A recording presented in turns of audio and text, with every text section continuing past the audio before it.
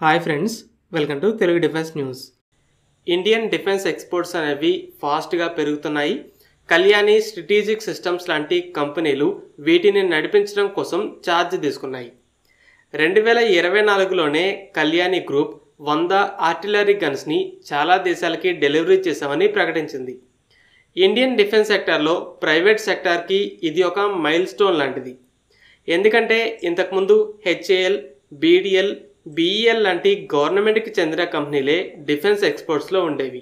ఈ కంపెనీలు DRDO develop చేసిన వెపన్స్ని తయారు చేసి అమ్ముకునేవి. అయితే ఇప్పుడు ప్రైవేట్ కంపెనీలు కూడా పెద్ద లెవెల్లో ఎక్స్పోర్ట్ చేస్తున్నాయని ఈ ప్రకటనతో బయటపడింది. ఈ సక్సెస్ని కళ్యాణి గ్రూప్ గ్లోబల్ స్టేజ్ మీద సెలబ్రేట్ చేసుకుంటున్న టైంలో ఇండియన్ ఆర్మీపై మాత్రానికి వ్యతిరేకత కూడా వస్తుంది. ఈ ప్రకటన తర్వాత సోషల్ మీడియాలో ఆర్మీని క్రిటిసైజ్ చేస్తున్నారు. ఫస్ట్ ఈ ఆర్టిలరీ గన్స్ ఎక్స్పోర్ట్ గురించి చూద్దాం. కళ్యాణి గ్రూప్లో భారత్ ఫోర్జ్ కంపెనీ ఒక భాగం. అయితే ఈ భారత్ ఫోర్జ్లో Kalyani strategic systems limited KSSL అనే ఇంకో కంపెనీ సబ్సిడరీగా ఉండి ఆర్మోర్డ్ వెహికల్స్, ఆర్టిలరీ గన్స్ని డెవలప్ చేస్తుంది. అయితే ఈ Kalyani group chairman Baba Kalyani KSSL 2024 ఒక్క సంవత్సరంలోనే 100 ఆర్టిలరీ గన్స్ని విదేశాలకి డెలివరీ చేసిందని చెప్పారు. ఇవన్నీ ఒక్క షిప్మెంటే కాదు. ఇంతకుముందు వచ్చిన ఎకనామిక్ టైమ్స్ రిపోర్ట్ని బట్టి ఇందులో డిఆర్డిఓతో పార్ట్నర్ అయ్యి డెవలప్ చేసిన ఎటాక్స్, సొంతగా డెవలప్ చేసిన Bharat 52 mounted guns, ultra light weight howitzers కూడా ఉన్నాయని చెప్పారు. రీసెంట్ ఇయర్స్లో $600 మిలియన్ అంటే రఫ్గా 5,000 కోట్ల రూపాయల విలువైన ఆర్డర్స్ వచ్చాయని చెప్పారు. ఇక కస్టమర్స్ విషయానికి వస్తే అర్మేనియా మాత్రం కన్ఫర్మ్. ఎటాక్స్ని మార్క్ 155BR లాంటి గన్స్ని ఆర్డర్ చేసింది. డెలివరీస్ జరుగుతున్నాయి. అర్మేనియానే కాకుండా 2022లో మిడిల్ ఈస్ట్లో ఉన్న ఒక దేశంతో కూడా $155 మిలియన్ కాంట్రాక్ట్ని సైన్ చేసింది. యుద్ధంలో లేని దేశమని క్లారిఫై చేసింది కానీ ఏ దేశమని చెప్పలేదు. ఆ దేశం డీల్ని సీక్రెట్గా మెయింటైన్ చేయాలని చూసింది. 2020లో మీడియా రిపోర్ట్స్ సౌదీ అరేబియా కోసం భారత్ 52 అనే గన్స్ని ట్రయల్స్కి పంపినట్టు చెప్పాయి. కాబట్టి ఈ దేశమే అవ్వచ్చు. అయితే ఇంకొన్ని దేశాలు, ఒక యూరప్ దేశం కూడా ఉందని ఇప్పుడు మీడియా రిపోర్ట్స్ చెప్తున్నాయి. బాబా కళ్యాణియే ఒక యూరప్ దేశానికి సప్లై చేశాం, US, UK, ఫ్రాన్స్ లాంటి దేశాలకు కూడా మా ఆర్టిలరీ గన్స్ని ఎక్స్పోర్ట్ చేయాలనుకుంటున్నాం. లాస్ట్ ఇయర్ మ్యానుఫ్యాక్చరింగ్లో 90% వాటా విదేశాల కోసమే జరిగింది.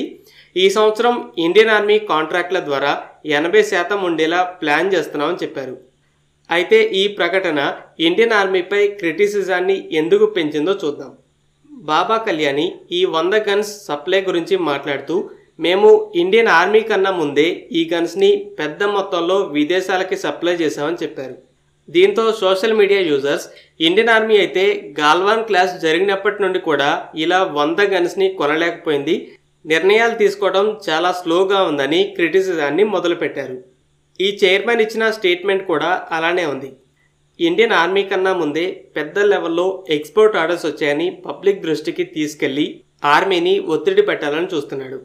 దీంట్లో అసలు తప్పులేదు. ఆర్మీ చాలా సంవత్సరాల ట్రయల్స్ తర్వాత రీసెంట్గానే ఎటాక్స్ని ఆర్డర్ చేసింది. అయితే కళ్యాణి గ్రూప్ డెవలప్ చేసిన 155mm mark gun system trials కూడా పూర్తయ్యాయి. అర్మేనియా ఆర్డర్ చేసింది కానీ ఆర్మీ ఇంకా ఆర్డర్ ఇవ్వలేదు. దీంతోపాటు 105mm గరుడ 105V2 ట్రయల్స్ కూడా పూర్తయ్యాయి. కళ్యాణి ఈ ఫైనాన్షియల్ ఇయర్లో ఆర్డర్ వస్తుందని ఎక్స్పెక్ట్ చేస్తుంది. ఈ ట్రయల్స్ పూర్తయి ఆర్డర్స్ ఇలా పెండింగ్లో ఉండడం వల్ల ప్రెజర్ చేయడంలో తప్పులేదు. అయితే ఇండియన్ ఆర్మీ డెసిషన్ మేకింగ్ స్పీడ్పై మరోసారి నెగిటివిటీ కూడా తీవ్రంగా మారింది. ఇక ఇండియన్ డిఫెన్స్ ఎక్స్పోర్ట్స్ గ్రోత్, అందులో కళ్యాణి గ్రూప్ రోల్ని చూద్దాం. మార్చి 31తో 2024-25 ఫైనాన్షియల్ ఇయర్ అనేది పూర్తయింది. ఈ పీరియడ్లో ఇండియా 23,622 కోట్ల రూపాయలు అంటే సుమారు $2.76 బిలియన్ విలువైన వెపన్స్ని విదేశాలకి ఎక్స్పోర్ట్ చేసింది. అంతకుముందు ఫైనాన్షియల్ ఇయర్లో సుమారు 21,000 కోట్లు. ఈ సంవత్సరం 12% ఇంప్రూవ్ అయింది. లాస్ట్ 10 ఇయర్స్లో ఇది 31 రెట్లు అయ్యాయని చెప్తున్నారు.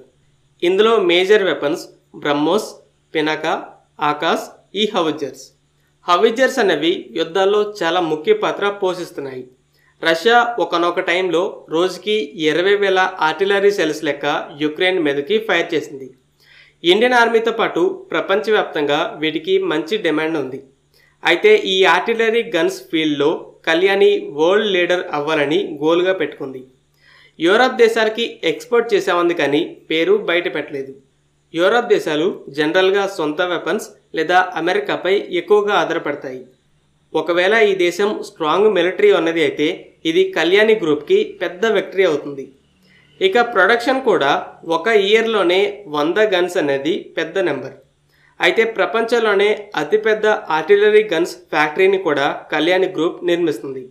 ఇది 1 గన్ పర్ డే అంటే ఇయర్లీ 365 ఆర్టిలరీ గన్స్ని మ్యానుఫ్యాక్చర్ చేయగలదు. సో ఫైనల్గా ఇండియన్ డిఫెన్స్ ఎక్స్పోర్ట్స్ అయితే రైజ్ అవుతున్నాయి. కానీ ఆర్టిలరీ గన్స్ ఎక్స్పోర్ట్స్ పెరుగుతూ ఆర్మీ ఇండక్షన్ ప్రాసెస్ స్లోగా ఉండటం, బాబా కళ్యాణి ప్రెజర్ టాక్టిక్తో ఇండియన్ ఆర్మీపై క్రిటిసిజం అనేది ఇంకా పెరిగింది.